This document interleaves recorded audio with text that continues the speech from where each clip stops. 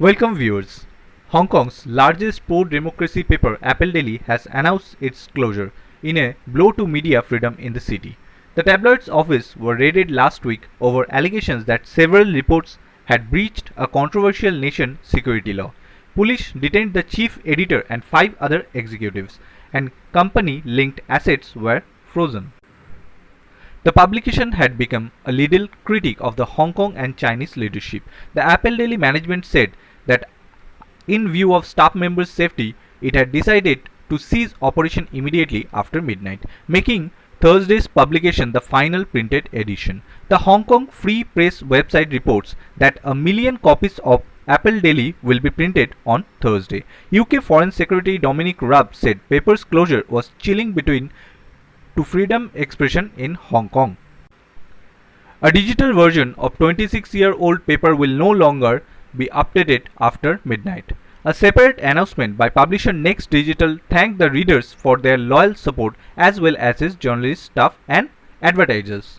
The tabloid has long been beacon of media freedom in the Chinese-speaking world and is widely supported by political dissidents in Hong Kong. Chinese officials have repeatedly said media freedoms in Hong Kong are respected but are not absolute. Ronnie Tong, a member of Hong Kong's government, accused the paper of orchestrating a political stunt in its decision to shut down. People around the world probably will accuse Hong Kong government of forcing Apple Daily to close down, but the fact of the matter is this don't need to be, he told the BBC. As nightfall, supporters of the paper gathered outside the office and lit their phone flashlight as a show of solidarity. They were also heard chanting "Add oil," an expression that was used during the mass protest in 2019. Those inside returned the gesture, waving to the below. The closure comes after sustained pressure on the paper from the authorities. Apple Daily founder Jimmy Lai, who has long been a critic of the Chinese Communist Party, is already in jail on a string of charges. Last Thursday, 500 police officers raided the publication newsroom, saying its reports has breached the city's new national security law, which makes undermining the government as a criminal offense. The arrest struck fear in the employees at the paper, and the number quit the publication soon after. An editorial staff member at the paper described the feeling of unease as having a knife over your head.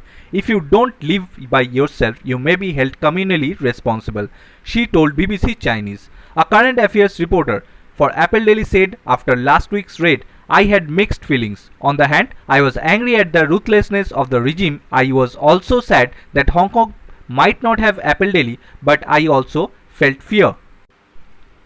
It started off as a successful local tabloid, best known for its sensationalist articles and bold, catchy headlines promising sex, drugs, scandal, but over the past 26 years, it evolved into one of the city's loudest pro-democracy voices, one of few that dared to challenge China.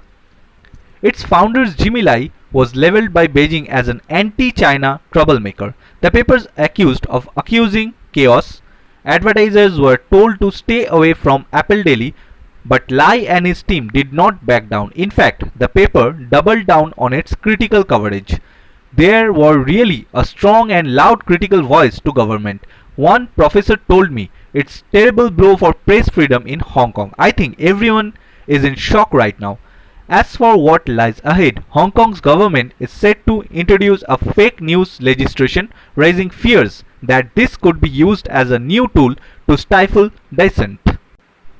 Police had accused newspaper of publishing more than 30 articles calling on countries to impose censorship on Hong Kong and mainland China since 2019. They also arrested the editor-in-chief and 4 other executives at their homes and froze 2.3 million of assets owned by 3 companies linked to Apple Daily: Apple Daily Limited, Apple Daily Printing Limited, and AD International Limited. The paper then said it only had enough cash to continue normal operations for several weeks.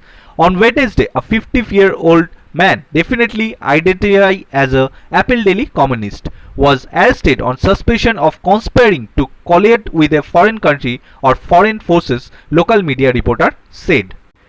China introduced the national security law in Hong Kong last year in response to massive pro-democracy protests that swept through the administrative region. The law essentially reduced Hong Kong's judicial autonomy and made it easier to punish demonstrators and activists. It criminalizes secession, subversion and coalition with foreign forces with maximum sentence life in prison. Since the law was enhanced in June, more than 100 people have been arrested under its provision. Abrodash report, Fosac TV, USA.